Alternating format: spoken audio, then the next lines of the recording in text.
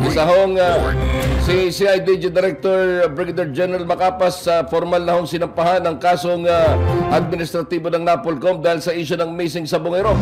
Alamin ho natin ang detalye ng mga abanting balitang yan mula kay Abante reporter Edwin Balaza. Abante Radio Live Report. Edwin? Tony, formal na nga sinampahan ngayong araw na National Police Commission o NAPOLCOM ng kasong administratibo si dating Criminal Investigation and Detection Group Director Brigadier General Romeo Macapas dahil umano sa pag-imbento ng kaso laban sa whistleblower ng missing sa Bungero. Matatandaan nitong Agosto 14 ay nagsampa ng reklamo ang whistleblower si Don Patidongan alias Totoy at kapatid nitong si Elakim sa NAPOLCOM laban kay Macapas.